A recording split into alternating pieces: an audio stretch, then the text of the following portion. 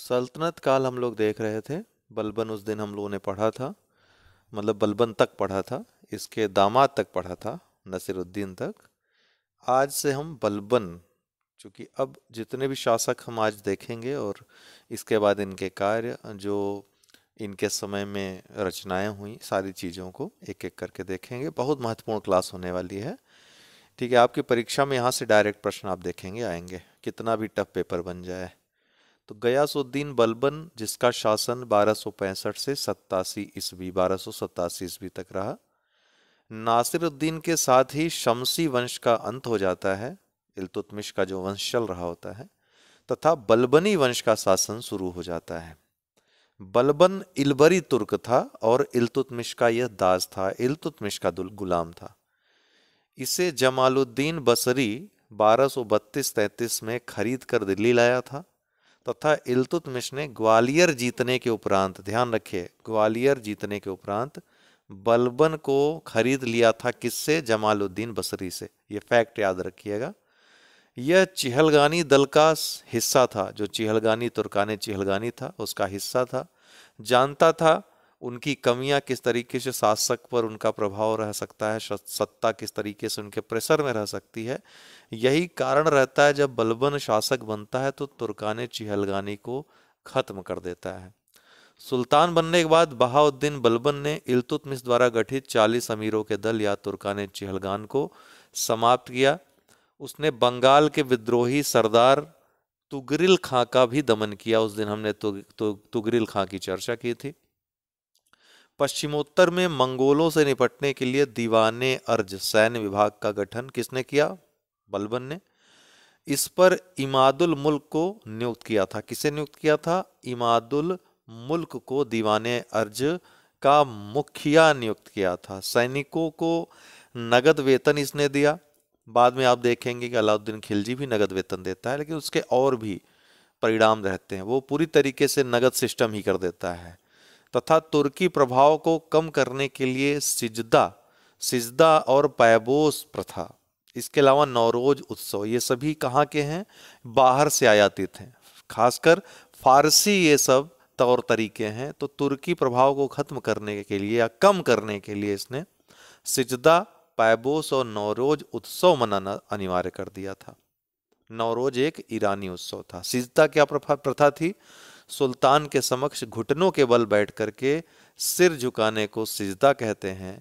और पायबोस क्या था? सुल्तान के पांव चूमने को पायबोस की प्रथा कहते हैं। तो सुल्तान का पांव चूमना पायबोस, और सिजदा क्या है? बलबन ने अपने विद्रोहियों का दमन करने के लिए लौह एवं रक्त की नीति अपनाई, तलवार की नीति इसने अपनाई, युद्ध की नीति अपनाई। उसने एक अत्यंत कुशल जासूस व्यवस्था का भी गठन किया, जासूसी प्रणाली का गठन किया। दरबार में अतिशालीनता इसके बढ़ती जाती थी। राजा से लोग डरते बहुत थे। बलबन से केवल वजीर ही बात कर सकता था। जैसे वर्तमान समय के भी केंद्रीय शासन को आप देख सकते हैं, ऐसा ही कुछ। बलबन से केवल वजीर ही बात कर सकता था। उसने सामान्य लोगों से मिलना, सार्वजनिक रूप से अपनी भावनाएं व्यक्त करना, शराब पीना इत्यादि छोड़ दिया था। उसने जनता में शासक के प्रति भय उत्पन्न करने पर बल दिया। ठीक। राजत्व का सिद्धांत क्या था बलबन का? बलबन ने राजत्व के दैवी सिद्धांत को मान्यता दिया था। वह राजा को पृथ्वी पर नियामते खुदाई, ईश्वर का प्रतिबिंब मानता था। उसने जिल्ली इलाह की उपाधि भी धारण की थी। किसने? जिल्ली इलाह की, बलबन ने। ये सभी बहुत महत्वपूर्ण फैक्ट हैं, इसलिए पूरा पढ़ा रहे हैं आपको। उसने खलीफा के महत्व को स्वीकार किया तथा सिक्कों पर खलीफा का नाम अंकित करवाया और उसके नाम से खुतबे भी पढ़े। इल्तुतमिश पहला शासक था जिसने सिक्कों पर खलीफा का नाम खुदवाया था, ये ध्यान रखिएगा। बलबन ने इक्ता व्यवस्था में सुधार किया। जो इक्ता प्रणाली थी किसकी? इल्तुतमिश की। तथा इक्तादारों को फवाजिल, जो बचा हुआ राजस्व है, केंद्र को भेजने को मजबूर किया। तो बलबन ने इक्ता व्यवस्था को बरकरार रखा था। हालांकि नगद वेतन देने की प्रणाली इसने शुरू की थी, लेकिन इक्ता व्यवस्था में भी इसने सुधार किया। इसीलिए हम कह रहे हैं कि अलाउद्दीन खिलजी ने नगद वेतन को पूरी तरीके से लागू किया था। तो फवाजिल क्या था, यह भी आ चुका है एग्जाम में। बचा हुआ राजस्व केंद्र को भेजने को मजबूर किया। इकता में भ्रष्टाचार रोकने के लिए ख्वाजा नामक अधिकारी नियुक्त किया। किसने? बलबन ने। ख्वाजा क्या था? ये नायब दीवान था। इकता में भ्रष्टाचार को रोकने के लिए इसको नियुक्त किया गया था। यही छोटी छोटी बातें पूछी जाती हैं। जो राजस्व प्रशासन का प्रभारी था, दिल्ली के कोतवाल फखरुद्दीन की सलाह पर दोआब के वृद्ध इक्तादारों को पेंशन देकर सेवा मुक्त करने का विचार टाल दिया था। ठीक है।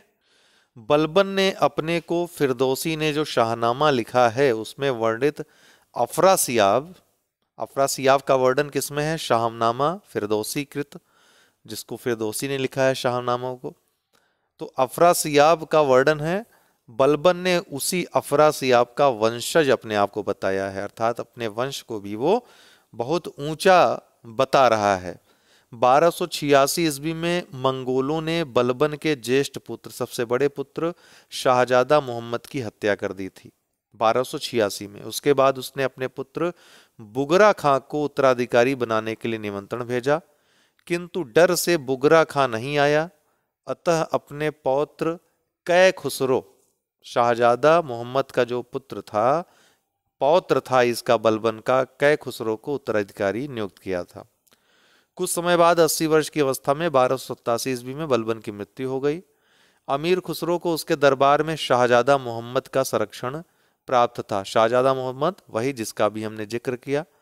दिल्ली के कोतवाल फखरुद्दीन के षड्यंत्र के कारण कै खुसरो की जगह बुगरा खां का 17 वर्षीय पुत्र कैकूबाद सुल्तान बना। किसके षड्यंत्र कारण? फखरुद्दीन के षड्यंत्र के कारण। और कै खुसरो को मुल्तान की सूबेदारी दे दी गई थी। कै खुसरे को मारा नहीं गया था, लेकिन उसको राजा भी नहीं बनने दिया गया था, सुल्तान भी नहीं बनने दिया गया था। कैकूबाद की अयोग्यता तथा राजनीतिक अस्थिरता का लाभ उठाकर 1290 ईस्वी में जलालुद्दीन खिलजी ने सत्ता पर अधिकार कर लिया और वो शासक बन गया।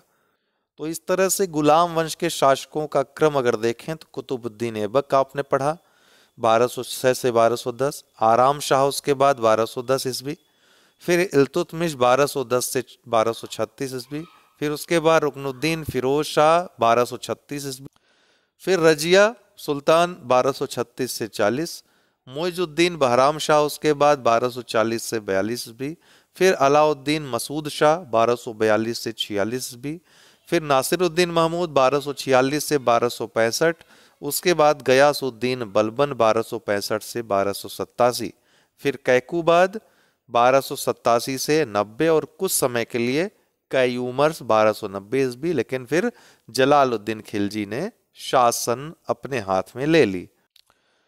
अब खिलजी वंश पे आते हैं।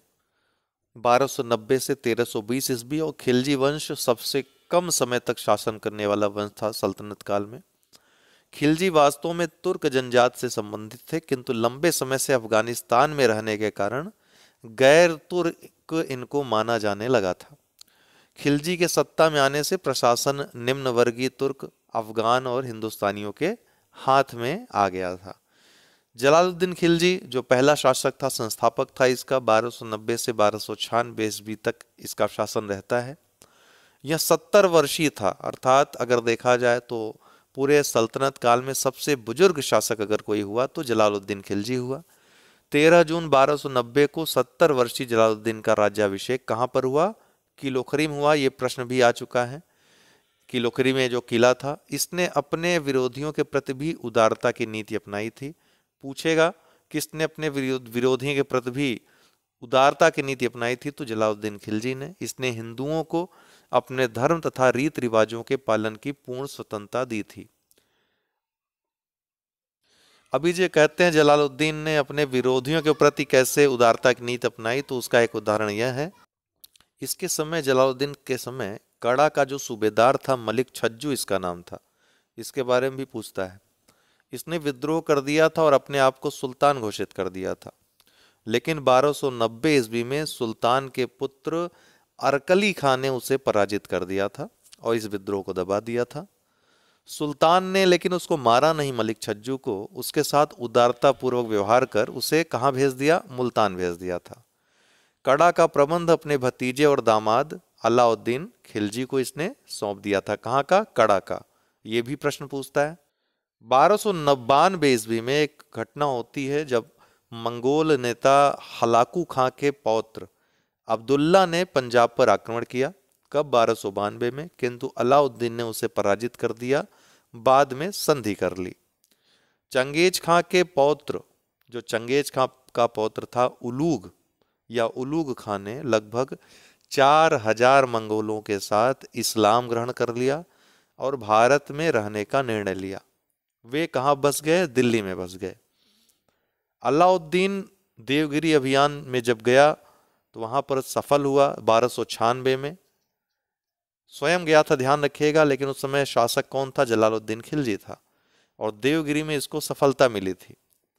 इसलिए जब मिलान करने के लिए आता है कि सुल्तान अलाउद्दीन खिलजी की के समय जो अभियान थे उसके, तो एज अ सुल्तान जो अभियान थे उसमें देवगिरी का पहला 1296 को नहीं गिना जाता है, लेकिन इसके समय के जो अभियान थे उसमें 1296 का अभियान था जिसमें यह स्वयं गया था। इसमें जब सफल हो गया तो जलालुद्दीन बहुत खुश हुआ, बधाई देने स्वयं कड़ा की ओर वो चला गया इससे मिलने। तब तक ये काफी मजबूत हो चुका था, इसके इरादे बदल चुके थे। अब ये खुद ही सुल्तान बनना चाहता था और इसको पता था कि ये बूढ़ा राजा किसी काम का नहीं है, इसको मारकर स्वयं सुल्तान बन जाओ। जब वह अलाउद्दीन से गले मिल रहा था, कौन? जलालुद्दीन, तो उसी समय पहले से योजना बना करके उसकी हत्या कर दी गई। ये प्रश्न अभी पूछा नहीं गया है अभी तक दोस्तों, बहुत महत्वपूर्ण है कि हत्या किसने की थी? तो हत्या मोहम्मद सलीम ने की थी। इसको अपना नेता मानने वाला अलाउद्दीन खिलजी को ये भी चाहता था, उसका एक अनुयायी था, और मोहम्मद सलीम ने पूर्व योजना के अनुसार इसकी हत्या कर दी जलालुद्दीन खिलजी की। तो ये एक फैक्ट है, याद रखिएगा। मोहम्मद सलीम ने हत्या की थी, चाकू जो घोंपा था इसने घोंपा था। अलाउद्दीन खिलजी 1296 से 1316 ईस्वी, और इस वंश का सबसे महत्वपूर्ण और एकमात्र महत्वपूर्ण शासक भी कहें तो गलत नहीं होगा। 20 जुलाई 1296 ईस्वी को अलाउद्दीन खिलजी सुल्तान बना। इसे अली गुरशफ्स भी कहा जाता था, इसका एक नाम उपनाम अली गुरशफ्स भी था। अलाउद्दीन ने या बचपन का नाम अली गुरशफ्स था इसका। अलाउद्दीन ने जलालुद्दीन के काल में 1292 ईस्वी में भिलसा, ये भी याद रखिएगा, और 1296 ईस्वी में देवगिरी पर आक्रमण किया था। इसका राज्यारोहण दिल्ली में बलबन के लाल महल में हुआ था 1296 ईस्वी में। अलाउद्दीन खिलजी ने द्वितीय सिकंदर या सिकंदर सानी की उपाधि धारण की। बहुत महत्वाकांक्षी था, ये भी पूरा जग जीत लेना चाहता था, तथा खलीफा की सत्ता को इसने स्वीकार किया था। खलीफा की सत्ता को स्वीकार किया था, लेकिन खलीफा का दखलंदाजी इसने नहीं होने दिया था। मैंने आपको बताया था, इसने धार्मिक उदारता की नीति को जारी रखा और शरीयत को शासन का आधार बनाने से इसने इनकार कर दिया था। तो खलीफा की सत्ता तो इसने स्वीकार की, लेकिन खलीफा को बहुत महत्व नहीं दिया। केवल और केवल राजनैतिक कारणों से इसने खलीफा की सत्ता स्वीकार की थी। मंगोल आक्रमण से रक्षा के लिए 1304 ईस्वी में सीरी को इसने राजधानी बनाया था। कब? 1304 ईस्वी में। अपने विरोधी मलिक जहां को कारावास में डाल दिया था तथा उसके 2 पुत्रों को इसने अंधा करवा दिया था। अपने विद्रोही भतीजे अकत खां की हत्या इसने करवा दी थी, और आपने देखा था अकत खां की हत्या इसने अपने हाथ से, मतलब कि मूवी में तो दिखाया गया है, अकत खां को अपने हाथ से इसने मार दिया था।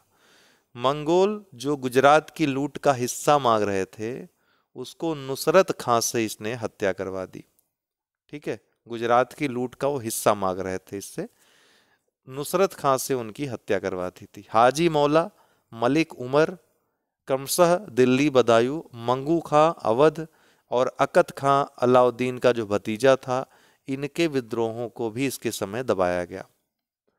अलाउद्दीन खिलजी ने अमीरों को नियंत्रित करने की नीति अपनाई। इसके लिए उसने 4 अध्यादेश जारी किए, बहुत महत्वपूर्ण है ये। पहला गुप्तचर विभाग का गठन, दूसरा धनी व्यक्तियों से संपत्ति छीनने का आदेश, समाजवाद एक प्रकार का, तीसरा मद्य निषेध, जुआ खेलने पर प्रतिबंध, चौथा अमीरों के मेल मिलाप तथा वैवाहिक संबंधों पर सुल्तान की सहमति आवश्यक कर दी गई। किससे मिलना जुलना है, किससे संबंध रखना है, सुल्तान का हस्तक्षेप इसमें होने लगा। गुप्तचर विभाग का प्रमुख बरीदे मुमालिक कहलाता था। गुप्तचर कौन थे? बरीद ही थे। तो पूछेगा बरीद कौन थे? गुप्तचर थे। बरीदे मुमालिक जो गुप्तचर विभाग का गठन इसने किया था उसका मुखिया होता था। मुन्ही या मुन्हियन ये कौन होते थे इसके समय? तो सूचना प्रदाता होते थे। डायरेक्ट पूछ सकता है मुन्ही या मुन्हियन कौन थे? सूचना प्रदाता थे।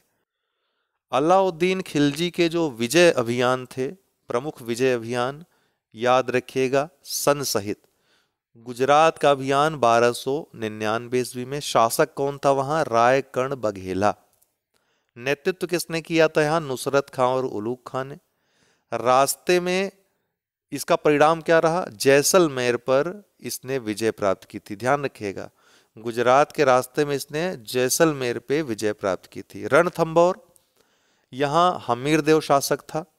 ये मिलान करने के लिए आता है इसलिए बहुत महत्वपूर्ण है, याद रखिएगा। हमीरदेव शासक था। 1301 में यह अभियान हुआ था। यहाँ भी नुसरत खां और उलूग खां ने नेतृत्व किया था। यहाँ नुसरत खां मारा गया था। कब? रणथंभौर के जो इसका अभियान था नुसरत खां मारा गया। इसके बाद अलाउद्दीन खिलजी स्वयं आया और हमीरदेव को इसने मार दिया। फिर मेवाड़ रतन सिंह जहाँ पे थे, राणा रतन सिंह। तो तीसरा जो हमला हुआ, मतलब तीसरा जो अभियान था, उत्तर भारत की बात हो रही है अभी, दक्षिण भारत वाला बाद में करेंगे अभी इसके बाद। तो रतन सिंह थे, राजा रतन सिंह 1303 में। अलाउद्दीन खिलजी स्वयं नेतृत्व कर रहा था यहाँ पे, क्योंकि रानी पद्मावती का इसको मोह हो गया था। चित्तौड़ पर अधिकार कर उसका नाम इसने खिजराबाद रखा था। यहीं इसी अभियान में रानी पद्मावती ने जौहर किया था। मालवा, यहाँ महलक देव शासक था। 1305 ईस्वी में, वर्ष 1305 में यहाँ का अभियान किया था। आइन उल मुल्क ये यहाँ पे नेतृत्व कर रहा था खिलजी का। मालव पर यहाँ पर विजय प्राप्त हुई थी। महलक देव मांडू भाग गया था, इसका परिणाम था। सेवाना, इसके बाद शीतल देव यहाँ पर शासक था, परमार शासक था 1308 ईस्वी में। कमालुद्दीन कुर्ग ने नेतृत्व किया था। सेवाना का सल्तनत में विलय कर लिया गया था और शीतल देव मारा गया था। उसके बाद जालौर 1311 में। कान्ह देव यहाँ पर शासक था। कमालुद्दीन कुर्ग ने नेतृत्व किया था। खुश होकर के कान्ह देव के भाई मालदेव को चित्तौड़ यहाँ पर इसने सौंपा था। ठीक है, चूंकि मालदेव ने इसमें खिलजी का सहयोग किया था तो अमूमन इसको तो देना ही था, तो खुश होकर के इसके भाई को चित्तौड़ सौंप दिया था। अब दक्षिण भारत की विजयों को देखते हैं। देखिए सन याद रखिएगा, उत्तर भारत दक्षिण भारत, कभी मिक्स भी पूछ सकता है कि अभियानों को क्रम में लगाइए, और आएगा ही प्रश्न यहाँ से। देवगिरी में जो इसका पहला अभियान हुआ था, रामचंद्र देव वहाँ का शासक था देवगिरी में 1296 ईस्वी में। अलाउद्दीन खिलजी नेतृत्व कर रहा था स्वयं, क्योंकि उस समय अलाउद्दीन खिलजी सुल्तान नहीं था, तब जलालुद्दीन खिलजी सुल्तान था। अलाउद्दीन खिलजी यहाँ पर गया था इस अभियान में। शासक ने एलिचपुर प्रांत की आय देने का इसमें वादा किया था। दूसरा अभियान जो था देवगिरी में ही, रामचंद्र देव यहाँ उस समय भी शासक था यादव वंश का। 1307 ईस्वी में यह अभियान हुआ था। मलिक काफूर इस समय नेतृत्व कर रहा था। अलाउद्दीन खिलजी सुल्तान बन चुका था तब तक। रामचंद्र आत्मसमर्पण कर दिल्ली गया। अलाउद्दीन ने उसे राय रायान की उपाधि दी और नौसारी जिला दिया था। राव रायान की उपाधि किसे दी थी? रामचंद्र देव को। फिर वारंगल, प्रताप रुद्रदेव काकती वंश का यहाँ पर शासक था, वर्तमान में तेलंगाना में स्थित है। 1309 में यह अभियान हुआ था। मलिक काफूर ने अभियान ये किया था। दक्षिण में अधिकतर आप देखेंगे मलिक काफूर ही नेतृत्व करता था यहाँ पे। तो काफूर देवगिरी की सहायता से वारंगल पहुंचा और शासक की सोने की मूर्ति, कोहिनूर हीरा और लूट का माल लेकर लौटा था। तो प्रताप रुद्र देव से ही कोहिनूर हीरा जो था वो अलाउद्दीन खिलजी को प्राप्त हुआ था। ठीक है। द्वार समुद्र, ये यहाँ पर वीर वल्लाल, ये देखिए आता है मिलान करने के लिए, वीर वल्लाल तृतीय जो होयसल वंश का शासक था उस समय था। 1310 ईस्वी में अभियान हुआ था, मलिक काफूर ही था नेतृत्व करता। वल्लाल आत्मसमर्पण कर दिल्ली गया, वहां अलाउद्दीन ने उसका स्वागत किया और उसे खिलअत, मुकुट, छत्र एवं 20 टके की थैली भेंट की। फिर पांड्य में अभियान हुआ, यहाँ पर वीर पांड्य शासक था। 1311 ईस्वी में मलिक काफूर नेतृत्व करता था। काफूर सुंदर पांड्य जो वीर पांड्य का भाई था उसके पक्ष में था। वीर पांड्य भागता रहा, काफूर के साथ वीर वल्लाल भी था। लूट में भारी धन की प्राप्ति हुई। फिर देवगिरी का अभियान एक बार फिर से हुआ, ये तीसरा अभियान था। सुल्तान के अलाउद्दीन खिलजी के काल में ये दूसरा अभियान था। शंकर देव यहाँ का शासक था, सिंघड़ द्वितीय भी उसको कहते थे। 1313 ईस्वी में यह अभियान हुआ था, मलिक काफूर ही था नेतृत्व करता। शंकर देव यहाँ मारा गया, देवगिरी को सल्तनत में अंततः मिला लिया गया। अलाउद्दीन खिलजी को प्रशासनिक सुधार के लिए बहुत जाना जाता है। इसने बहुत सारे नए परिवर्तन, नई चीजें लागू की थी, नवाचार लागू किए थे। तो अलाउद्दीन खिलजी ने अन्य राज्यों पर विजय प्राप्त करने के लिए सैन्य सुधारों पर अधिक बल दिया। उसके द्वारा किए गए सैन्य सुधार जो थे उसमें सैनिकों को नगद वेतन की व्यवस्था, हालांकि ये बलबन ने भी शुरू की थी। सैनिकों की नियुक्ति आरिज ए मुमालिक विभाग के अधीन की गई। आरिज ए मुमालिक अभी आपने देखा कि इस विभाग के अंतर्गत सैनिकों की नियुक्ति की गई थी। ठीक है। जो आपने इसके पहले देखा था वो क्या था, बरीदे मुमालिक। बरीद मतलब गुप्तचर, तो वो गुप्तचर संस्था थी। और आरिजे मुमालिक ये सैनिकों की नियुक्ति करने वाला विभाग था। दोनों में अंतर समझिएगा, नहीं तो अंतर नहीं कर पाएंगे तो गलत हो जाएगा। घोड़े के लिए दाग और हुलिया पद्धति की व्यवस्था इसने की। ठीक है, ताकि उनकी पहचान हो सके। एक घोड़े वाले सैनिकों को 134 टका तथा 2 घोड़े वाले सैनिकों को 78 टका अतिरिक्त देने की व्यवस्था की गई रख रखाव के लिए। मुरत्तव अर्थात सेना में अच्छी तरह निरीक्षण कर सैनिकों की नियुक्त करने की व्यवस्था थी। क्या नाम था इसका, मुरत्तव, पूछ सकता है। सीमांत की रक्षा के लिए पुराने दुर्गों की मरम्मत तथा नए दुर्गों का निर्माण इसने करवाया। राजकीय कारखाने में उच्च कोटि के युद्धास्त्र बनाने की व्यवस्था इसने की। इसकी राजस्व व्यवस्था अगर देखें तो भूमि कर से संबद्ध मुस्तक राज नामक नए अधिकारी की नियुक्ति इसने की। दीवाने मुक्तक मुस्तक राज पूछा भी जाता है, तो इसी ने व्यवस्था की थी इसकी। ये भू राजस्व से संबंधित था। इसका कार्य बकाया करों को वसूल करना था, पूछता भी है। भू राजस्व उपज का आधा भाग था, 50% इसके समय भू राजस्व वसूला गया। पैमाइश या मसाहत जिसको कहते हैं उसको भू राजस्व निर्धारण का आधार बनाया गया और बिस्वा को भू मापन की इकाई बनाया गया। किसके समय, अलाउद्दीन के समय। भू राजस्व को क्या कहा जाता था, खराज कहा जाता था। जजिया नामक कर भी लिया जाता था, वो धार्मिक कर था जिसके बारे में हमने चर्चा की है, विस्तृत चर्चा की है, जिससे ब्राह्मणों, स्त्रियों, बच्चों, पागलों तथा निर्बलों को छूट थी। बाद में ब्राह्मणों पर लागू किसने कर दिया था, फिरोज शाह तुगलक ने। मुसलमानों से जकात या धार्मिक कर के, ये भी एक धार्मिक कर था जो मुसलमानों से वसूल किया जाता था। इसके रूप में संपत्ति का 1/40वां भाग लिया जाता था अलाउद्दीन के समय। खम्स जो युद्ध में लूट का भाग होता था, हिस्सा होता था। इससे राज्य को अच्छी आय होती थी, जिसे राज्य का भाग 1/5 से बढ़कर के 4/5 कर दिया गया था।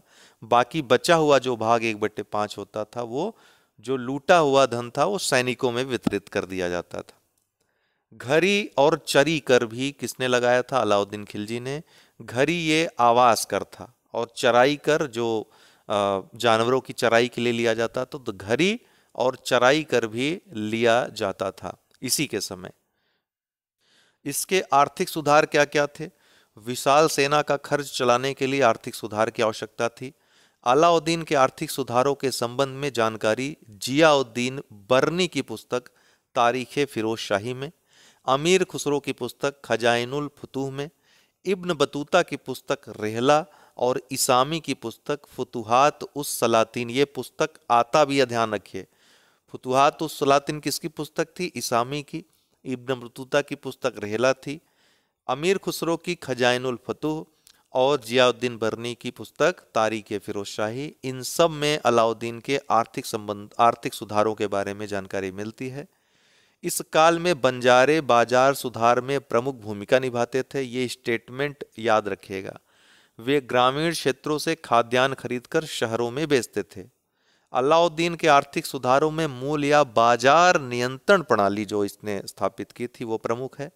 उसने वस्तुओं के मूल्य लंबे समय तक स्थायी रखे। बर्नी के अनुसार इसका उद्देश्य विशाल सेना को कम वेतन देकर रखना था। कम वेतन देंगे, मूल्य स्थिर रहेगा तो ज्यादा वेतन बढ़ाने की आवश्यकता नहीं बढ़ेगी, न तो डिमांड बढ़ेगी। जाब्ता अधिनियम मोस्ट इंपॉर्टेंट है के तहत सभी प्रकार के भाव निश्चित किए गए। किसके समय लाया गया जाब्ता कानून या जाब्ता अधिनियम? तो ये लाया गया अलाउद्दीन खिलजी के समय। व्यापारियों पर नियंत्रण के लिए दीवाने रियासत की स्थापना इसने की। कोई भी किसान 10 मन से अधिक अनाज अपने पास नहीं रख सकता था, जब्त कर लिया जाता था इससे ज्यादा अगर रखता था तो। सभी व्यापारी शाहना ए मंडी, इसके बारे में पूछा जा चुका है प्रश्न एग्जाम में, के पास पंजीकृत होते थे। मलिक कुबूल खाद्यान्न बाजार का शाहना मंडी था। क्या नाम था इसका? मलिक कुबूल। ये खाद्यान्न बाजार का शाहना मंडी था। इसी के पास पंजीकृत होते थे सभी व्यापारी, अपना पंजीकरण कराते थे। महंगी वस्तुओं की बिक्री के लिए इकरारनामा परवाना नवीस द्वारा जारी किया जाता था। किसके लिए? महंगी वस्तुओं की बिक्री के लिए। परवाना नवीस भी पूछा जा चुका है। नाजिर याकूब को दीवाने रियासत तथा नाजिर नियुक्त किया गया, जो कि नाजिर कौन होता था? नाप तौल अधिकारी होता था, नियुक्त किया गया था। किसे? नाजिर याकूब को। कोई व्यापारी अधिक कीमत न ले सके इसके लिए गुप्तचर नियुक्त किए गए थे। मुतशर्रिफों तथा शहनों को सख्त आदेश थे कि प्रजा से इस कठोरता से खराज वसूल करें कि वह अनाज खलिहान से अपने घरों में लाकर चोर बाजारी न कर सकें, डर हो उनमें। मंडी के समाचार सुल्तान को हला ए मंडी, बरीद तथा मुनहियान गुप्तचर द्वारा समय समय पर प्राप्त होते रहते थे। मुनहियान कौन थे? गुप्तचर थे, अभी ऊपर हमने देखा था। तो सुल्तान को मंडी के समाचार किससे किससे प्राप्त होते रहते थे, ये पूछ सकता है। राशनिंग की व्यवस्था अलाउद्दीन की नई सोच थी, तो ये भी एक स्टेटमेंटल हो सकता है क्वेश्चन।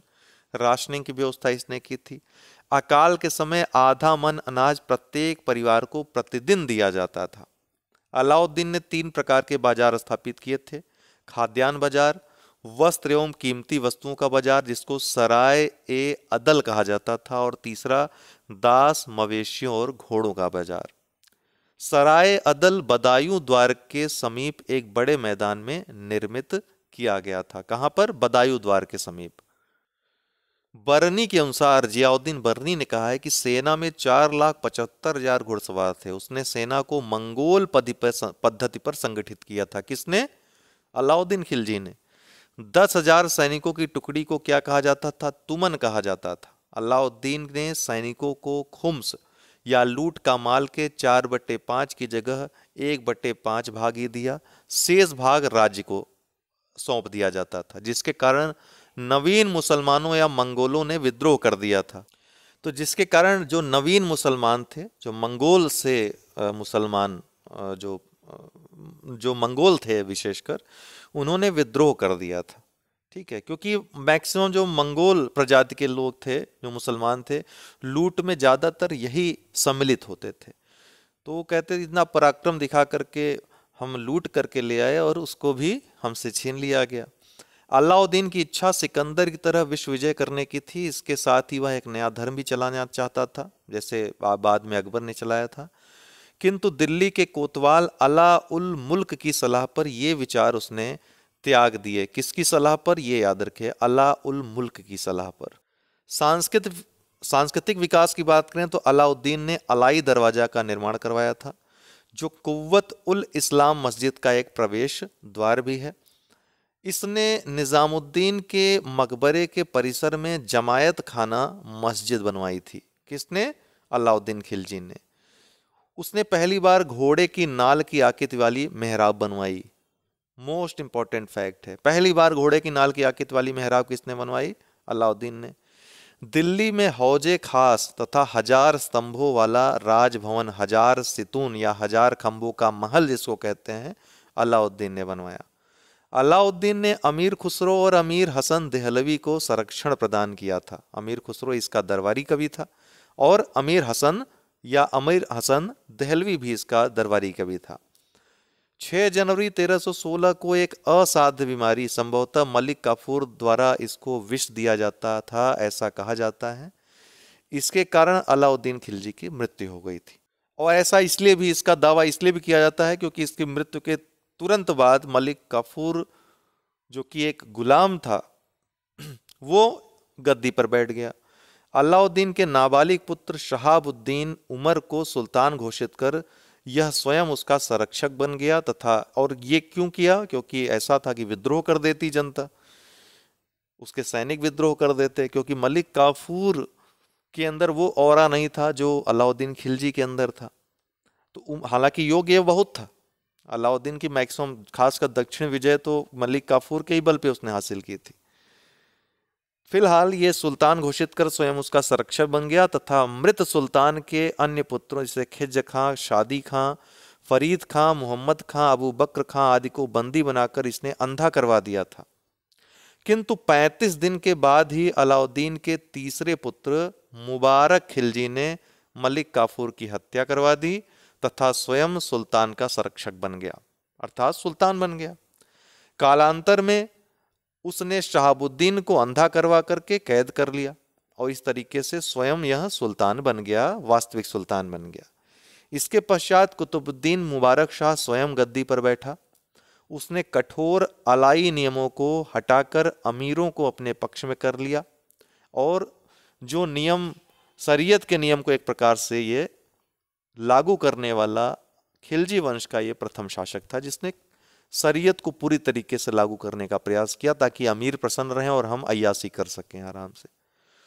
उसने अल इमाम उल इमाम खिलाफत उल्लाह की उपाधि धारण की। वह आलस खिलाफत उल्लाह की उपाधि धारण की, अर्थात स्वयं को खलीफा कहा और स्वयं को खलीफा कहने वाला ये पूरे तुगलक वंश का, पूरे दिल्ली सल्तनत का पहला सुल्तान था जिसने स्वयं को खिलाफत या खलीफा कहा, खिलाफत उल्लाह कहा।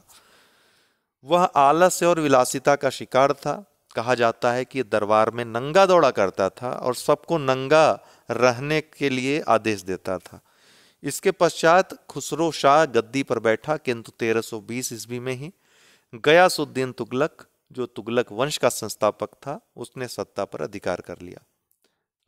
फिर तुगलक वंश आता है 1320 से 1414 ईस्वी, जिसका सबसे लंबा शासनकाल रहता है अगर देखें दिल्ली सल्तनत में। तो सल्तनत काल का यह वंश सर्वाधिक अवधि तक चला तथा इस काल में सल्तनत की सीमा का भी सर्वाधिक विस्तार हुआ। दोनों ही फैक्ट हैं। गयासुद्दीन तुगलक जो कि इस वंश का या इस वंश का संस्थापक था। गयासुद्दीन तुगलक एक महत्वाकांक्षी शासक था जिसने दक्षिण तक सल्तनत का प्रत्यक्ष नियंत्रण स्थापित किया। दक्षिण तक प्रत्यक्ष नियंत्रण, फैक्ट और स्टेटमेंट दोनों ही आपको याद रखना है। वारंगल पहला दक्षिणी राज्य था जिसको प्रत्यक्ष नियंत्रण के अंतर्गत लाया गया था। किसे? वारंगल को, वर्तमान में तेलंगाना। गयासुद्दीन ने आर्थिक नीति में रस्म मियाना, ध्यान, किसने? गयासुद्दीन ने आर्थिक नीति में रस्म मियाना का मार्ग अपनाया, अर्थात उसने कठोरता और नरमी के मध्य का मार्ग या मध्यम मार्ग अपनाया। उसने जन कल्याण के लिए उदारता की नीति अपनाई। मंगोलों के 29 आक्रमणों को उसने विफल किया। राजस्व निर्धारित करने के लिए बटाई को आधार इसने बनाया था तथा भू राजस्व उपज का 1/3 निर्धारित किया गया। खिलजी के समय कितना था? 50% था। भू राजस्व की दर को थोड़ा, अर्थात 1/10 या 1/12 भाग बढ़ाने का बाद में इसने निर्देश दिया था। सिंचाई के लिए कुओं और नहरों का निर्माण करवाया। सल्तनत काल में नहरों का निर्माण कराने वाला गयासुद्दीन तुगलक पहला सुल्तान था? पूछता है ये प्रश्न। तो उसने एक श्रेष्ठ डाक व्यवस्था की भी स्थापना करवाई, ये भी पूछता है। गयासुद्दीन के संबंध निजामुद्दीन औलिया से अच्छे नहीं थे। बंगाल अभियान में जब ये था गयासुद्दीन 1325 ईस्वी में, वापस लौटते समय गयासुद्दीन ने औलिया को उसके राजधानी में प्रवेश करने से पूर्व दिल्ली छोड़ने का संदेश भिजवाया। उसने कहा कि औलिया, मैं आ रहा हूं, मेरे आने से पूर्व दिल्ली छोड़ दो, नहीं तो बुरा अंजाम होगा। इस पर औलिया ने सुल्तान को संदेश भिजवाया कि हनूज दिल्ली दूरस्त, दिल्ली अभी दूर है, जो कि आज तक का जुमला है। दिल्ली पहुंचने से पूर्व तुगलकाबाद नगर भी इसने बसाया था, ध्यान रखिएगा, से 6 मील दूर लकड़ी के भवन गिरने से सुल्तान और उसके छोटे पुत्र की मृत्यु हो गई। उसके बाद मोहम्मद बिन तुगलक 1325 ईस्वी से 1351 ईस्वी तक शासक रहता है। इसका पिता था गयासुद्दीन तुगलक। पिता की मृत्यु के 3 दिन बाद इसका जो नाम था मूलतः जौना खां था। मोहम्मद बिन तुगलक के नाम से स्वयं को सुल्तान इसने घोषित किया। गयासुद्दीन का यह पुत्र अपने पिता से भी अधिक महत्वाकांक्षी था, विद्वान भी बहुत था। हालांकि इसको पागल की संज्ञा दी गई इसकी नीतियों के कारण, क्योंकि असफल रही सब। मोहम्मद तुगलक ने पिता की मृत्यु के 40 दिनों के बाद अपना राज्याभिषेक करवाया था। संभवतः सभी मध्यकालीन सुल्तानों में वह सर्वाधिक शिक्षित, विद्वान और योग्य व्यक्ति था। उसने विभिन्न वर्गों को शासक वर्ग में शामिल किया, विभिन्न वर्गों को। इससे परंपरागत अमीर वर्ग में असंतोष फैला। धार्मिक वर्गों पर कठोरता की नीति ने भी असंतोष को बढ़ावा दिया था। इसके काल में लगभग 34 विद्रोह हुए थे। पहला विद्रोह सागर के इक्तादार गुरशाफ्स ने 1327 ईस्वी में किया था। 1334-35 में माबर या मदुरा में अहसान शाह ने विद्रोह कर स्वतंत्र राज्य की स्थापना की। 1340-41 में बंगाल भी अलग हो गया। इसी दौरान 1336 ईस्वी में विजयनगर, 1347 ईस्वी में बहमनी नामक 2 स्वतंत्र राज्य स्थापित हुए। तो आप देख रहे हैं स्वतंत्र राज्यों की स्थापना किसके काल में हो रही है? मोहम्मद बिन तुगलक के, एमबीटी के काल में हो रही। अवध के नायब आइन उल मुल्तानी ने 1340 ईस्वी में विद्रोह किया। इसी का पीछा करते हुए ठट्टा, जो कि निचले सिंध में स्थित है, मोहम्मद बिन तुगलक की मृत्यु हो गई। हालांकि उसने सभी विद्रोहों को, जितने विद्रोह हुए थे, निर्ममता से दबा दिया था। अंततः मृत्यु हो गई। मोहम्मद बिन तुगलक की जो योजनाएं थीं असफल रहीं। योजनाएं जब बनाता था तो महत्वाकांक्षा बहुत रहती थी, लेकिन सफल नहीं हो पाई। ये इसका दुर्भाग्य कहा जा सकता है।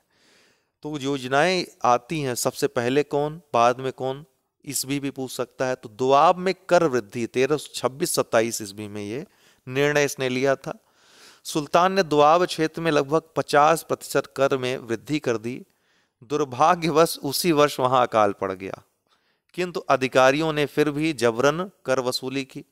फलतः विद्रोह की स्थिति पैदा हो गई और योजना बुरी तरह से असफल हो गई। फिर राजधानी परिवर्तन करता है 1326-27 ईस्वी में।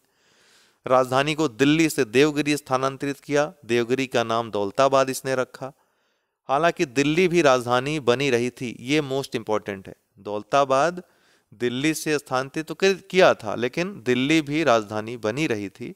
उतना ही महत्व दिल्ली का भी था।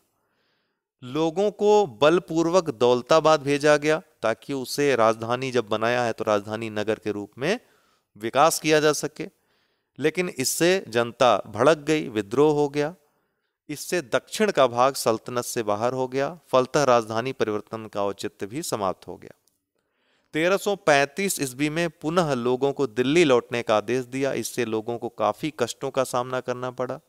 राजकोष का भी काफी धन व्यर्थ हुआ। राजधानी परिवर्तन के कारण दक्षिण के प्रांतों पर प्रभावी नियंत्रण स्थापित करना और मंगोलों के आक्रमण से बचना था, लेकिन ये सब होने की वजह से ये असफल रहा। सांकेतिक मुद्रा, इसने सोचा था कि वहां रहेगा तो मंगोलों के आक्रमण से निपटा जा सकेगा। किसी भी आपात स्थिति में चूंकि राजधानी दूर रहेगी तो मंगोल वहां तक आ नहीं पाएंगे, पहले ही उनको, उनके विरोध को दबा जा सकेगा, एक अच्छा स्पेस मिल जाएगा। दूसरा, जो दक्षिण के राज्य हैं, उसके साम्राज्य है, उसकी भी रक्षा हो सकेगी। लेकिन कहते हैं ना कि भाग्य जब बुरा हो तो कुछ नहीं हो सकता, वही हाल इसका था। सांकेतिक मुद्रा का प्रचलन 1329-30 में एक से करवाया था। ये ताम्र की मुद्रा थी, तांबे की, ध्यान रखिएगा। हालांकि कुछ लोग पीतल की भी कहते हैं। तो तो इस योजना के अंतर्गत फरिश्ता के अनुसार पीतल का, बरनी के अनुसार तांबे की मुद्रा प्रचलित की गई थी, जिसका मूल्य चांदी के टके के बराबर रखा गया। लोगों ने अपने घरों में ही ऐसे सिक्के बनाने शुरू कर दिए और इससे राजकोष को काफी नुकसान उठाना पड़ा और ये व्यवस्था भी धराशायी हो गई। इसके बाद खुरासान का अभियान होता है। खुरासान विजय ये 31 में होता है, ठीक है ना। खुरासान का अभियान 1331 में, 30-31 के आसपास, और फिर कराचिल का अभियान भी 1331 के अंत में। तो खुरासान विजय के लिए ये क्रम याद रखिएगा, कुल मिलाकर के विजय के लिए लगभग 3,70,000 सैनिकों को वर्ष भर का अग्रिम वेतन दे दिया गया, किंतु राजनीतिक परिस्थितियों के कारण दोनों देशों के मध्य संधि हो गई और ये भी उसका नुकसान हो गया राजस्व का। कराचिल अभियान, इस अभियान के दौरान कांगड़ा एवं कुमायूं के दुर्गम पहाड़ी एवं जंगली रास्तों में सल्तनत की विशाल सेना भटक गई और इसका आत्मघाती कदम साबित हुआ। स्थानीय लोगों ने पत्थरों से ही सेना को खदेड़ दिया, क्योंकि ऊपर से पत्थर मार रहे थे तो सेना कहाँ टिकने वाली थी वहां।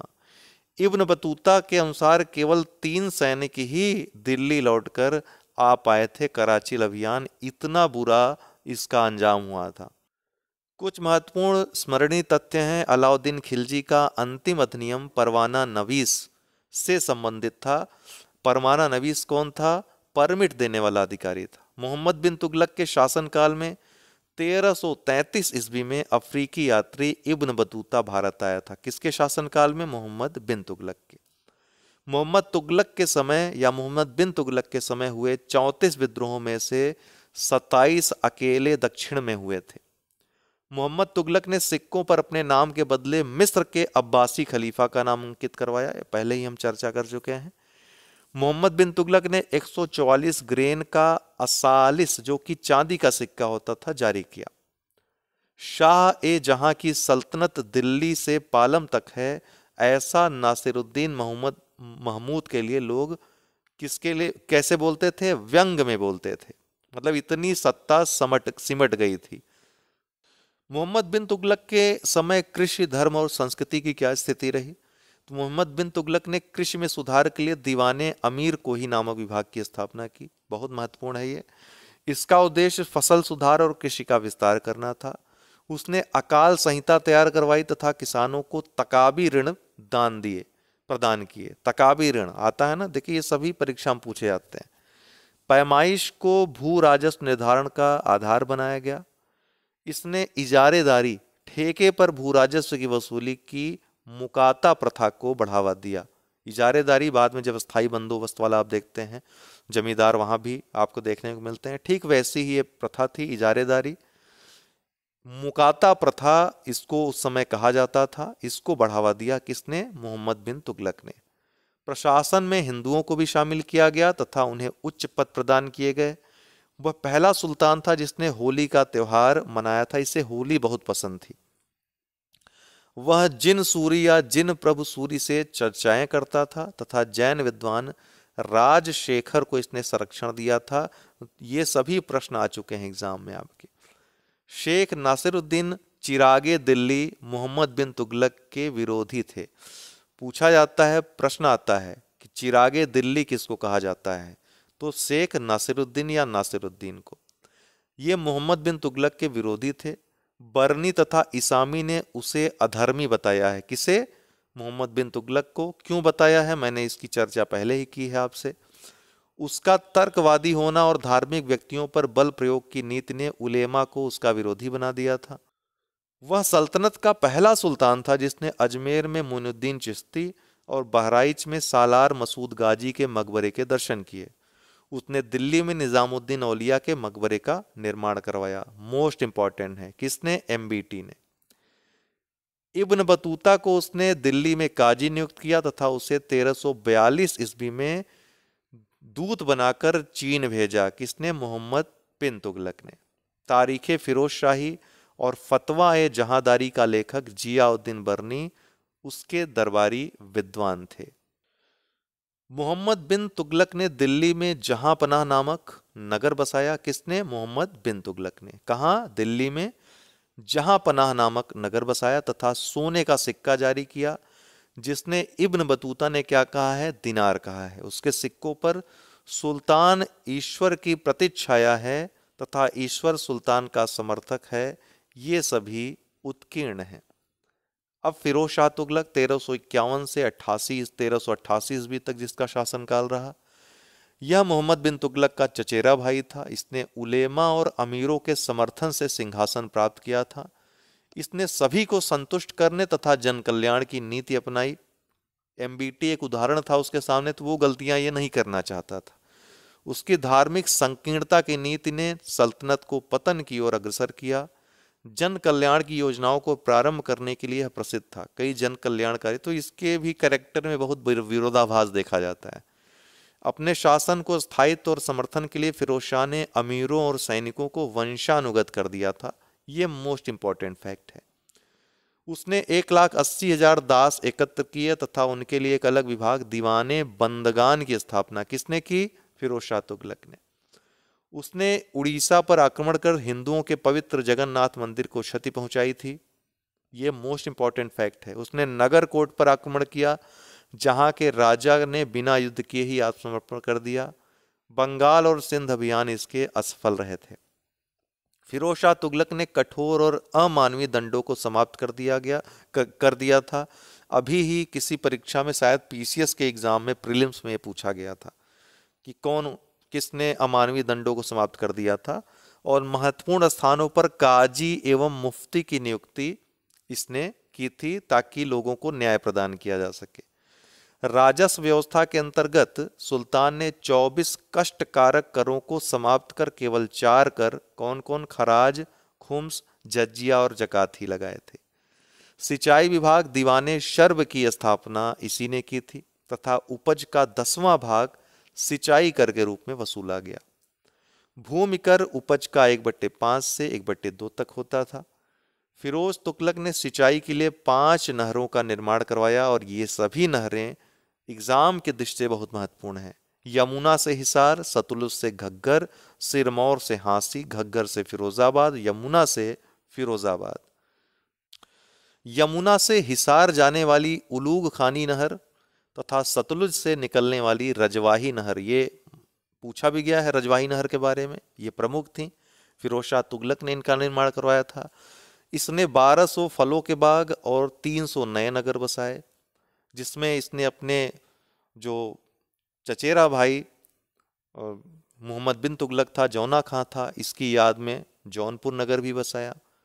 उसने सैनिकों को नगद वेतन न देकर क्या दी? जागीरें दी, जिन्हें क्या कहा जाता था? वजह कहा जाता था। ब्राह्मणों पर जजिया लगाने वाला वह पहला सुल्तान था। जजिया के बारे में तो पूरा वीडियो हमने दिया है आपको। उसने घूसखोरी को स्वयं बढ़ावा दिया था। ठीक है, अब ये ध्यान रखिए, ये सब फैक्ट आते हैं, यही सब फैक्ट पूछे जाते हैं। किसने घूसखोरी को स्वयं बढ़ावा दिया? फिरोज शाह तुगलक ने। फिरोज तुगलक ने शशगानी, अद्धा जो तांबे का सिक्का था और बिख जो कि चांदी का सिक्का था, ये सभी सिक्के चलाए। मेरठ तथा टोपारा से अशोक स्तंभ मंगवा करके दिल्ली में स्थापित करवाया। उसने बरनी तथा शमसे सिराज अफीफ को संरक्षण दिया। बरनी और शमसे सिराज अफीफ को संरक्षण दिया। अफीफ ने उसकी जीवनी तारीखे फिरोज शाही की रचना की। फिरोज ने अपनी आत्मकथा फुतुहाते फिरोज शाही स्वयं लिखी थी। तो ये दोनों ही महत्वपूर्ण है, याद रखिएगा। फिरोज शाही, तारीखे फिरोज शाही 2 लिखी गई हैं। एक का जिक्र हमने पहले किया, दूसरा यह है जिसे शमसे सिराज अफीफ ने लिखा था। फिरोज शाह ने असमर्थ लोगों की सहायता तथा उनकी पुत्रियों के विवाह में मदद के लिए दीवाने खैरात की स्थापना की। ये एक प्रकार से दान विभाग था। विभिन्न प्रकार की वस्तुओं के उत्पादन के लिए कारखानों की स्थापना की गई और ख्वाजा अबुल हसन को कारखानों का मुतसर्रिफ, जो महानिदेशक होता है, डीजी, नियुक्त किया गया। संगीत से संबंधित ग्रंथ राग दर्पण का फारसी अनुवाद किसके काल में हुआ था? फिरोज शाह के काल में हुआ था। फिर नसीरुद्दीन महमूद 1394 से 1412, तुगलक वंश के इस अंतिम शासक के काल में 1398 ईस्वी में तैमूर लंग का भारत पर आक्रमण हुआ। इस आक्रमण से साम्राज्य तहस नहस हो गया था। ये प्रश्न आता है, किसके समय में तैमूर लंग का आक्रमण हुआ था? तो नसीरुद्दीन महमूद। धन लालच के कारण तैमूर ने दिल्ली पर आक्रमण किया था लूट के लिए। दिल्ली जीतने के बाद उसने 15 दिनों तक कत्लेआम करवाया तथा 1399 ईस्वी में वापस लौट गया था। अब सैयद वंश में आते हैं। 1414 से 1451 ईस्वी तक शासन रहा इसका। तैमूर लंग वापस जाते समय खिज्र खां से प्रसन्न होकर उसे दीपालपुर और मुल्तान की सूबेदारी प्रदान की। इसने दिल्ली पर आक्रमण कर दौलत खां लोधी को पराजित कर स्वयं सुल्तान बन गया। कौन? खिज्र खां। तो ये सैयद वंश का संस्थापक था। इसने इटावा, कटेहर, चलेसर, खोर, बयाना, मेवात, बदायूं इत्यादि में हुए विद्रोह को दबाया। इसने 1414 से 1421 ईस्वी तक शासन किया। इसके बाद मुबारक शाह आता है, अगला शासक। इसने विद्रोहों का दमन किया और साम्राज्य का विस्तार किया। मेवात, बयाना, ग्वालियर के विरुद्ध सफल सैन्य अभियान किए। इसका वजीर सरवर उल मुल्क ने इसकी हत्या कर दी थी। इसके बाद मोहम्मद शाह शासक बना था 1434 से 1443।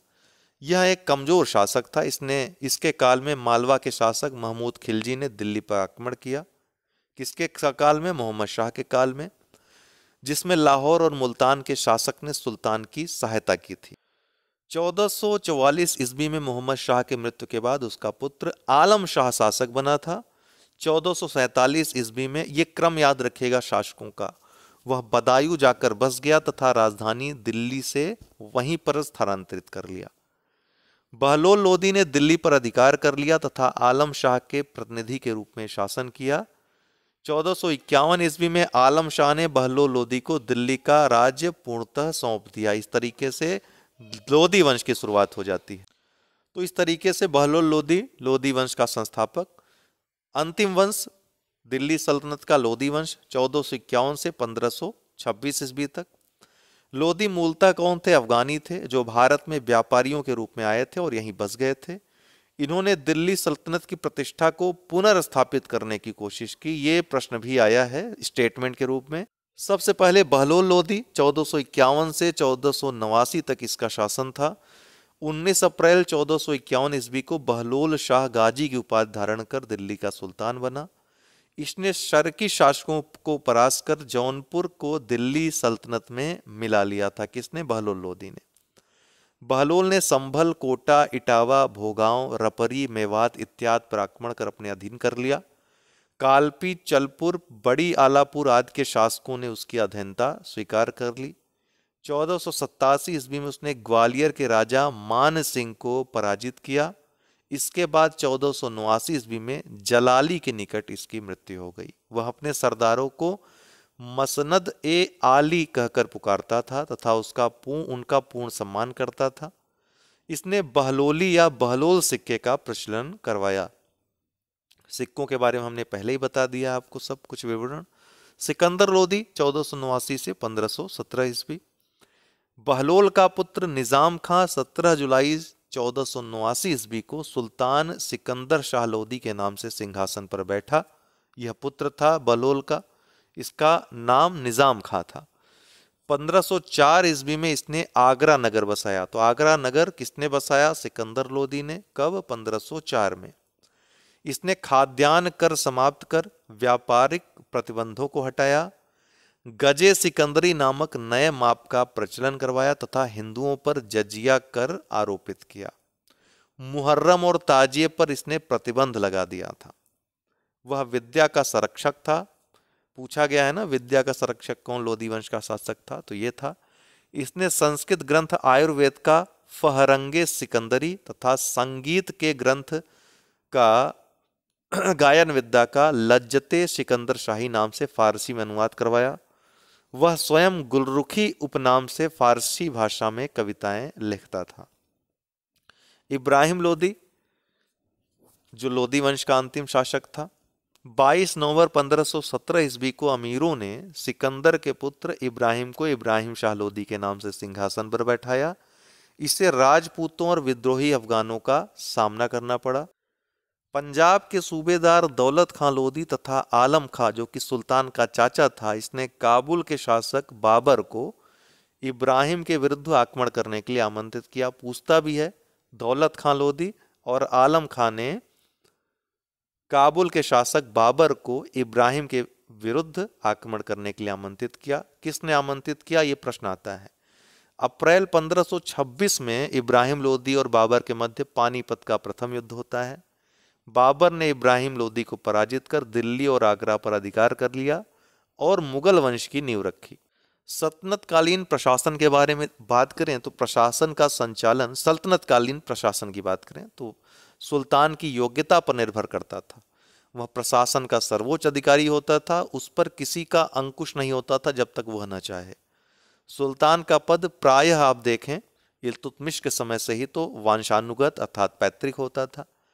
खलीफा नाम मात्र का मुखिया होता था, ठीक है, खलीफा नाम मात्र का। सुल्तान ने बहुत ज्यादा खलीफा का नियंत्रण नहीं होने दिया था। खलीफा के प्रभुत्व को मानना सुल्तान की इच्छा पर निर्भर करता था, पहले ही चर्चा हो चुकी है। मुबारक शाह खिलजी ने तो स्वयं को ही खलीफा घोषित कर दिया था। प्रशासनिक व्यवस्था पूर्णतः इस्लामिक धर्म और उसके आदर्शों पर आधारित थी। सल्तनत काल में अमीर प्रभावशाली थे। सुल्तानों के लिए अमीरों का समर्थन प्रायः आवश्यक होता था। ये विद्रोह या षड्यंत्र के द्वारा अपनी इच्छा से सुल्तान को अपदस्थ कर किसी अन्य को सुल्तान बना देते थे। हालांकि यह कमजोर सुल्तानों पर ही लागू होता था। बलबन, इल्तुतमिश और बाद में आपने देखा अलाउद्दीन खिलजी जैसे सुल्तानों पर इनका बहुत ज़्यादा नियंत्रण नहीं हो पाया, इनके मन की नहीं चल पाई। बलबन और अलाउद्दीन खिलजी के काल में अमीरों का महत्व सबसे कम तथा लोदी काल में सबसे अधिक था। ये महत्वपूर्ण है, लोदी काल में सबसे ज़्यादा अमीरों का महत्व था, दखलंदाजी थी। केंद्रीय प्रशासन की बात करें तो जियाउद्दीन बर्नी के अनुसार सल्तनत प्रशासन में 4 विभाग प्रमुख होते थे। गुलाम वंश के काल में यह संख्या 4 थी, किंतु कालांतर में बाद में यह 6 हो गई। मंत्रिपरिषद को मजलिस ए खलवत कहा जाता था। दीवाने विजारत, इन सब विभागों के बारे में देख लेते हैं। दीवाने विजारत, इसका प्रमुख अधिकारी वजीर होता था। वजीर के नाम से ही विजारत बना है। वह सुल्तान का प्रमुख सलाहकार तथा वित्त प्रबंधन के लिए जिम्मेदार होता था। इसकी शक्तियां विभिन्न सुल्तानों के कालों में परिवर्तित होती रहीं। तुगलक काल में यह सर्वाधिक शक्तिशाली था। फिर वजीर तौफीद को, तब वजीर तौफीद, ये देखिए आपने दीवाने विजारत जो देखा, इसी के अंतर्गत ये सभी विभाग भी आते थे। वजीर तौफीद को असीमित अधिकार प्राप्त थे तथा वजीर तनफीद मात्र सुल्तान के आदेशों का पालन करता था। मतलब कि तौफीद को व्यक्तिगत विशेषाधिकार भी थे, खुद भी निर्णय ले सकता था, लेकिन तनफीद क्या था, सुल्तान के आदेशों का पालन करता था, जितना सुल्तान ने कह दिया उतना। दीवाने अमीर को ही, दीवाने वकूफ अमीर को ही, जिसकी कृषि संबंधित था, जो मोहम्मद बिन तुगलक ने स्थापना की थी। दीवाने वकूफ, जलालुद्दीन खिलजी के काल में व्यय के कागजातों की देखभाल के लिए दीवाने वकूफ का निर्माण किया गया था, यह भी आता है। दीवाने मुस्तखराज, इमलाक, फिरोज तुगलक के काल में प्रत्यक्ष आय से संबंधित इमलाक अभी आपने देखा था। ये सभी विभाग जो थे वजीर के अधीन ही आते थे। वजीर या दीवाने विजारत के अन्य प्रमुख अधिकारी कौन कौन थे, तो मुशर्रिफ ए मुमालिक प्रांतों एवं अन्य विभागों से प्राप्त होने वाली आय और उसके व्यय का लेखा जोखा रखने का उत्तरदायित्व इस पर था। आता भी ये सभी मिलान के आ चुका है। आप देखें PYQ पढ़िएगा तो आपको इसमें बहुत सारी चीज़ें मिल जाएंगी। यही कारण है कि ये चैप्टर हम थोड़ा सा आप लोगों को विधिवत पढ़ाना चाहते हैं। ये मुगल काल भी, तो जो महत्वपूर्ण बहुत रहेंगे उनको हम थोड़ा डीप में आप लोगों को किताब से अध्ययन करवाएंगे अपने जय हो स्टडी के। तो मुशर्रिफ ए मुमालिक पर प्रांतों एवं अन्य विभागों से प्राप्त होने वाली आय और उसके व्यय का लेखा जोखा रखने का उत्तरदायित्व था। मुस्तौफी ए मुमालिक महालेखा परीक्षक होता था। क्या नाम था? मुस्तौफी ए मुमालिक महालेखा परीक्षक होता था। लेखा जोखा जो हुआ है, जो व्यय आय हुआ है, उसका ये नियंत्रक था एक प्रकार से। वकील सुल्तान का गठन नसीरुद्दीन महमूद के काल में वजीर की सहायता एवं सैन्य व्यवस्था की देखरेख के लिए किया गया था। क्या नाम था इसका? वकील सुल्तान। किंतु अधिक शक्तिशाली होने के कारण इस पद को समाप्त कर दिया गया था। मजूमदार आय व्यय को ठीक रखता था, यह भी आ चुका है। आमिल राजस्व अधिकारी होता था। दूसरा जो महत्वपूर्ण विभाग था दीवाने अर्ज, यह सैन्य विभाग था जिसका अधिकारी आरिजे मुमालिक कहलाता था। इसका स्पष्ट स्वरूप और कार्य बलबन ने निर्धारित किए थे। आपने देखा था बलबन ने इसका निर्माण किया था। दीवाने रसालत, यह विदेश विभाग के साथ साथ धार्मिक विभाग भी संभालता था। इस विभाग के कार्यों के बारे में अभी तक विवाद है। कई लोग विदेश संबंध से संबंधित इसको मानते हैं, कई लोग धार्मिक संबंधों से इसका मानते हैं रिलेशन। दीवाने इंशा, दबीर खास या दबीर मुमालिक के अधीन इस विभाग का कार्य शाही घोषणाओं और पत्रों के मसविदे तैयार करना था। यह अधिकारी वजीर का प्रतिद्वंदी माना जाता था। मिनहाज उस सिराज ने इस विभाग को दीवाने अशरफ कहा है। सद्र उस सुदूर, ये सभी आ चुके हैं, PYQ जो लगाया होगा उसको पता है। यह धर्म तथा राजकीय दान विभाग का सर्वोच्च अधिकारी होता था। राज्य के प्रधान काजी और सद्र उस सुदूर का पद प्रायः एक ही व्यक्ति को दिया जाता था। मुसलमानों से प्राप्त जकात पर इस अधिकारी का अधिकार होता था। किसका? सद्र उस सुदूर का। दीवाने कजा, इसका अधिकारी काजी उल कजात होता था। यह सुल्तान के पश्चात न्याय का सर्वोच्च अधिकारी होता था। ठीक है। अन्य केंद्रीय अधिकारी वकीले दर, शाही महल तथा सुल्तान की व्यक्तिगत सेवाओं की देखभाल, शाही आदेशों का प्रचार और उसका क्रियान्वयन इसका कार्य होता था। सनजादार सुल्तान के अंग रक्षकों का प्रधान होता था। अमीरे हाजिब या बारबक, दरबारी शिष्टाचार को लागू करना इसका काम होता था। मजलिसे आम, खलवत जिसको कहते थे, सुल्तान के मित्रों और विश्वास पात्रों का समूह होता था। दीवाने इस्तिहाक, पेंशन विभाग होता था, पूछा जा चुका है, 5 स्टार है ये। मीर ए इमारत, फिरोज शाह तुगलक द्वारा स्थापित लोक निर्माण विभाग, पूछता भी है लोक निर्माण विभाग की स्थापना किसने की थी? फिरोज शाह तुगलक ने। और इसका विभाग का जो प्रमुख था मीर ए इमारत कहलाता था। अमीर ए आखुर शाही अस्तबल का अधीक्षक होता था, प्रधान होता था। दरोगा ए पील ये हाथियों से संबद्ध प्रमुख अधिकारी होता था। अमीर हाजिब सुल्तान से मिलने वालों की जांच पड़ताल तथा सुल्तान से निम्न, ये हम PDF आप लोगों को प्रोवाइड करवाएंगे आज। जो न्यू वाला ग्रुप है, RO न्यू और PCS न्यू वाला, इसको आप लोग कई बार देख लीजिएगा, रिवाइज कर लीजिएगा। बहुत महत्वपूर्ण PDF है ये। पूरा मध्यकाल, आप चाहेंगे तो प्राचीन इतिहास का भी दे देंगे और आधुनिक भारत का भी दे देंगे। तो जो जो चीज़ें मैं आपको पढ़ाऊंगा वो चैप्टर आपको उसमें से अच्छे से पढ़ लेना है बस। ठीक है, तीनों एक साथ मैं दे देता हूं आपको। अमीर शिकार, सुल्तान के लिए अमीर हाजिब कौन होता था? सुल्तान से मिलने वालों की जांच पड़ताल तथा सुल्तान से निम्न श्रेणी के अधिकारियों और जनता के बीच मध्यस्थता करना इसका काम होता था। अमीर शिकार सुल्तान के लिए शिकार की व्यवस्था करता था। अमीर मजलिस राज दरबार में होने वाले उत्सवों और दावतों का प्रबंध करता था। प्रांतीय प्रशासन की बात करें सल्तनत काल के, तो प्रशासन की सुविधा के लिए सल्तनत को कई प्रांतों में विभाजित किया गया था जिन्हें इक्ता कहा जाता था। अवध, बिहार, बंगाल, बदायूं और लाहौर आदि प्रमुख प्रांत थे। इनका प्रशासन सुल्तान द्वारा नियुक्त प्रांतपति चलाते थे। प्रांतपति को मुफ्ती, नाजिम, नायब या नायब सुल्तान कहा जाता था। बड़ी इक्ता का इक्तादार मुक्ता या वली कहलाता था। तो मुक्ता क्या होता था? बड़ी इक्ता का जो इक्तादार होता था। अमीर खुसरो, जिसने, देखिए अमीर खुसरो और निज़ामुद्दीन औलिया, इन दोनों के बारे में ध्यान रखिएगा। निज़ामुद्दीन औलिया ने दिल्ली के 7 सुल्तानों को देखा था और अमीर खुसरो ने दिल्ली के 8 सुल्तानों को देखा था। ठीक, अमीर खुसरो विशेषतः सबसे ज़्यादा इसको महत्व मिला अलाउद्दीन खिलजी के दरबार में। ठीक, इनका जन्म 1253 ईस्वी में एटा के पटियाली गांव में हुआ था। इन्हें तूतिए हिंद की उपाधि दी गई है या तोता ए हिंद भी इनको कहा जाता है। इन्होंने फारसी की एक नवीन शैली की शुरुआत की जिसे सबक ए हिंदी कहा जाता था। ये सल्तनत काल के सर्वश्रेष्ठ संगीतज्ञ थे। इन्होंने ईरानी और भारतीय रागों का मिश्रण करके साजगिरी, तिलकत आदि तथा अरबी रागों जैसे यमन, सनम, गोरा आदि का आविष्कार किया। इन्होंने कव्वाली गायन शैली प्रचलित की। सितार और तबले का आविष्कारक भी खुसरो को माना जाता है, किंतु कई विद्वान इससे सहमत नहीं है। कई मानते हैं कि परंपरागत रूप से ये वाद्य यंत्र हुआ करते थे। ये निजामुद्दीन औलिया के शिष्य थे। औलिया की मृत्यु के अगले दिन इनकी भी मृत्यु हो गई थी। ये महत्वपूर्ण है। औलिया ने खुसरो को तुर्कल्लाह की उपाधि दी थी। किसकी? तुर्कल्लाह की उपाधि दी थी। प्रांतों को अनेक जिलों में विभाजित किया गया था जिन्हें शिक कहा जाता था। इसका प्रमुख शिकदार कहा जाता था। तो शिक पूछता है या शिकदार कौन था, तो शिक का जो प्रमुख होता था। और शिक क्या था? जिले होते थे। यह एक सैनिक पदाधिकारी होता था शिकदार। शिक की स्थापना किसने की थी अगर पूछा जाए तो बलबन ने की थी। शिक के नीचे क्या होता था? परगना होता था जिसका प्रमुख आमिल होता था।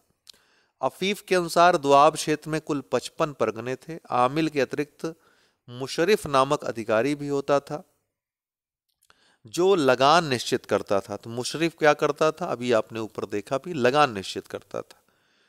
गांव प्रशासन की सबसे छोटी इकाई थी। प्रत्येक गांव में पंचायत द्वारा सभी विवादों का निपटारा होता था। चौकीदार, पटवारी, खूत, मुकद्दम, चौधरी आदि अधिकारी होते थे। सुल्तान ग्राम प्रशासन में हस्तक्षेप नहीं करता था। सैन्य प्रशासन की बात करें तो सल्तनत की शासन व्यवस्था मुख्य रूप से सैनिक शक्ति पर आधारित थी। ये स्टेटमेंट में भी पूछा गया है। गयासुद्दीन तुगलक ने वसीयते हश्म वेतन रजिस्टर तैयार करवाया तथा स्वयं उसकी जांच की। किसने? गयासुद्दीन तुगलक ने। केंद्रीय या सुल्तान की सेना हश्म कल्ब या कल्बे सुल्तानी कहलाती थी। प्रांतपतियों की सेना हश्म ए अतरफ कहलाती थी। सुल्तान की व्यक्तिगत सेना जो सुल्तान की सेवा में रहती थी उन्हें खासा ए खैल कहा जाता था। ये सुल्तान की व्यक्तिगत सेवा में रहती थी, कह सकते हैं कि उनके बॉडीगार्ड या अंगरक्षक होते थे। खासा ए खैल। शाही घुड़सवार सवारे कल्ब कहलाते थे। पैदल सैनिकों को पायक कहा जाता था। ये सामान्यतः हिंदू, दास, नीच जाति के गरीब होते थे जो घोड़े नहीं रख सकते थे। हाथी सेना शहना ए पील के अधीन होती थी। ऊपर वर्णन था इसका। 10 सैनिकों का सेनानायक अमीरे दह, 100 सैनिकों का सेनानायक अमीरे सदा, 1000 सैनिकों का सेनानायक अमीरे हजारा, 10,000 सैनिकों का सेनानायक अमीरे तुमन कहलाता था। जियाउद्दीन बर्नी के अनुसार सेना की सबसे छोटी इकाई सरखेल थी। पूछा गया है ना, सरखेल कौन थी? सेना की सबसे छोटी इकाई। सबसे बड़ी इकाई खान के अधीन रहती थी। खान के ऊपर कौन होता था? सुल्तान होता था। तो इस तरीके से सरखेल के पास 10 घुड़सवारों की टुकड़ी का प्रधान यह होता था। सिपह सलार 10 सरखेल के बराबर इसकी हैसियत थी। 100 घुड़सवार एक प्रकार से। अमीर 10 सिपह सलार इसके अंतर्गत होते थे। मलिक 10 अमीर इसके अंतर्गत होते थे या 10 अमीरों के बराबर इसकी शक्ति होती थी, अर्थात 10,000 घुड़सवार के बराबर। खान ये 1,00,000 घुड़सवार के बराबर या 10 मलिक के बराबर होता था। और सुल्तान 10 खानों के बराबर होता था। इसके अंतर्गत 10 खान आते थे। किलों की दीवारें तोड़ने, बारूदी गोले फेंकने वाले यंत्र को मंगलीक या अर्रात कहा जाता है। इसके समय प्रचलित हुआ था सल्तनत काल में। विभिन्न प्रकार के युद्ध इंजनों का प्रयोग इस समय किया जाता था, जैसे चरख या शिला प्रक्षेपास्त्र, आपने बाहुबली मूवी में जो देखा। सवत सुरक्षित गाड़ी, गरगज चलायमान मंच, फलाखून गुलेल जिसको कहते हैं, इत्यादि। शत्रु सेना की गतिविधियों की सूचना तले एवं यजकी नाम के जो है गुप्तचर करते थे। शत्रु सेना की गतिविधियों की सूचना। न्याय प्रशासन की बात करें तो सुल्तान सद्रुस्सुदूर, काजी उल कजात आदि न्याय से संबद्ध सर्वोच्च अधिकारी थे। अलाउद्दीन खिलजी ने न्याय से संबंधित एक नया विभाग दीवाने रियासत कायम किया था। यह न्याय से संबंधित विभाग था। मुस्लिम कानून के 4 स्रोत थे, कुरान, हदीस, आज भी हैं, इजमा और कयास। कुरान मुस्लिम कानून का प्रमुख स्रोत था। हदीस पैगंबर के कथनों एवं कार्यों का संकलन है। ये सब हम ऑलरेडी चर्चा कर चुके हैं, तो इसको छोड़ते हैं, आगे बढ़ते हैं। एक बात महत्वपूर्ण है जो फिर से मैं बताऊंगा कि गैर मुस्लिमों के सामाजिक और धार्मिक मामलों में सल्तनत का हस्तक्षेप नाम मात्र का होता था। ये मामले प्रायः विद्वान पंडित एवं ब्राह्मणों द्वारा सुलझाए जाते थे। प्रांतीय न्यायालयों की बात करें तो गवर्नर का न्यायालय इसके अंतर्गत आता था। इसके प्रमुख को वली कहा जाता था, जो काजी ए सूबा की सहायता से न्याय करता था तथा इसके निर्णय के विरुद्ध केंद्रीय न्यायालय में अपील की जा सकती थी। काजी ए सूबा यह मुख्य न्यायाधीश की सलाह पर सुल्तान द्वारा नियुक्त किया जाता था।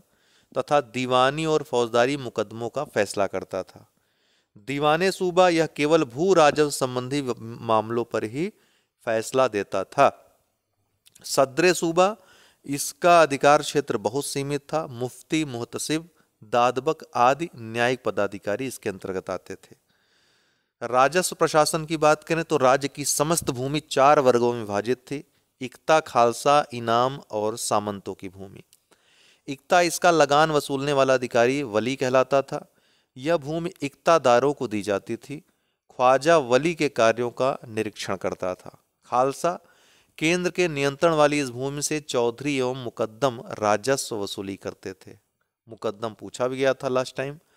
इनाम या वक्फ, पुरस्कार स्वरूप दी गई यह भूमि वंशानुगत एवं कर मुक्त थी। कौन? वक्फ या इनाम।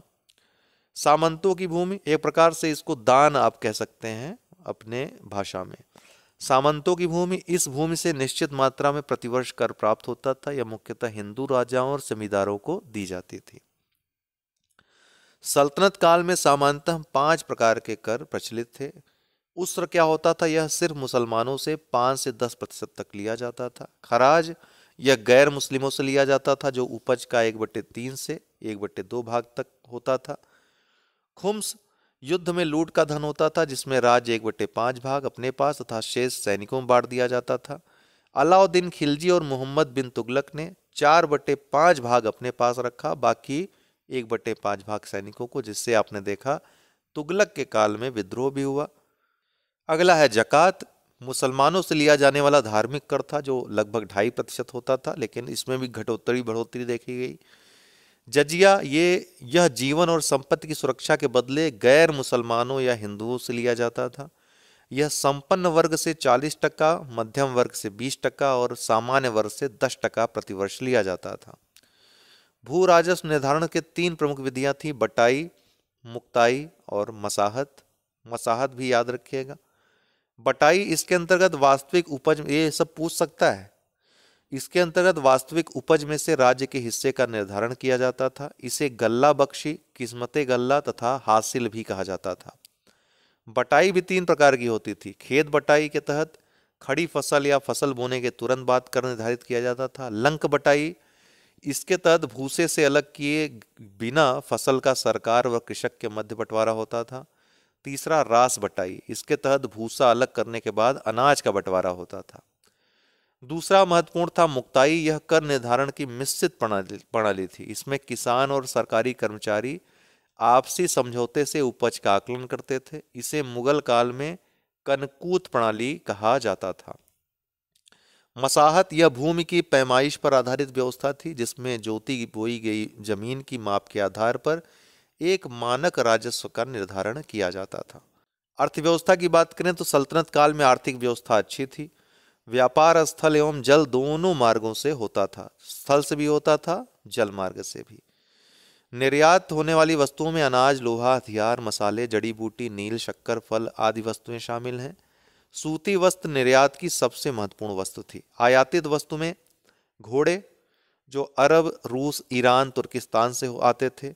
अस्त्र शस्त्र, मेवे, फल, दास आदि शामिल थे। देवल इस काल में अंतरराष्ट्रीय बंदरगाह के रूप में प्रसिद्ध था। पूछा गया है, कौन? देवल। दिल्ली, सोनारगांव, थट्टा, देवल, सरस्वती, आगरा, लाहौर, वाराणसी, सतगांव, अनिलवाड़ इत्यादि सल्तनत काल के प्रमुख व्यापारिक केंद्र थे। तुर्क अपने साथ चरखा लेकर आए, जिससे वस्त्र उद्योग को बढ़ावा मिला। इसका भारत में प्रथम उल्लेख जो मिलता है 14वीं सदी में प्राप्त होता है। किसका? चरखे का। यद्यपि इसके पहले तकली भारत में प्रचलित थी, किंतु इसकी क्षमता कम थी। नद्दाफ या धुनिया इसी काल की देन है, जिसको आज भी आप गांवों में कहीं कहीं देख सकते हैं।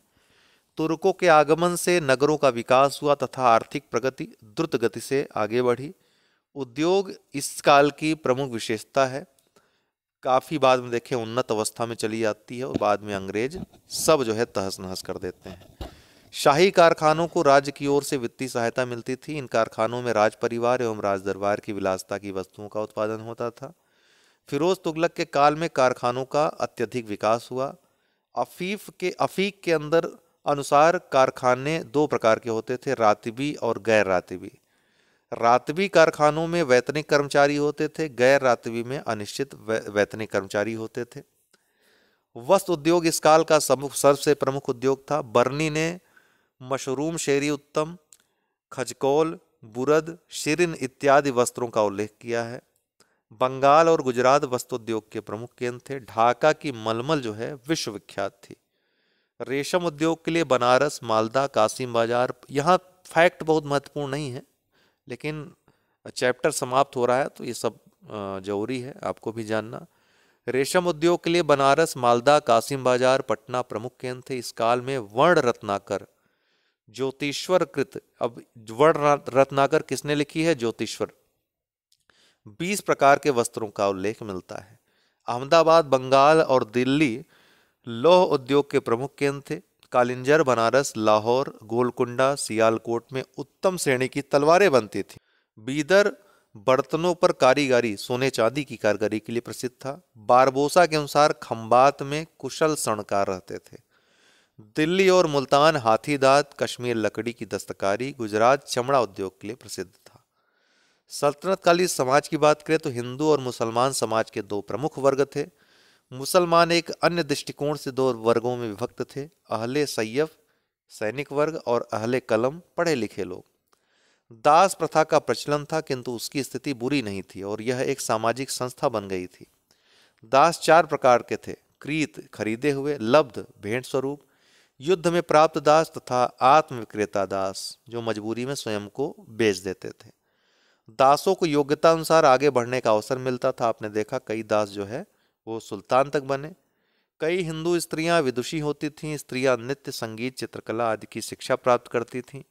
फिर भी स्त्रियों की स्थिति बहुत अच्छी नहीं थी। बहुविवाह पर्दा प्रथा का प्रचलन था।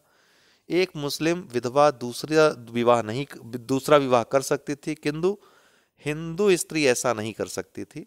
सती प्रथा और जौहर प्रथा का प्रचलन मिलता है, कई किताबों में इनका जिक्र है।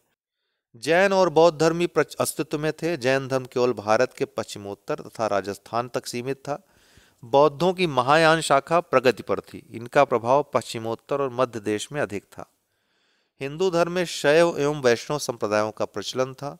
पाशुपत, कापालिक, वीर शैव, लिंगायत, शिव सिद्धांत आदि शैव के उप संप्रदाय उस समय प्रचलित थे। वैष्णव के 4 संप्रदाय थे: श्री, ब्रह्म, रुद्र और सनकादि। महत्वपूर्ण तथ्य: भारत में चरखे का पहला उल्लेख फुतुह उस सलातीन में मिलता है।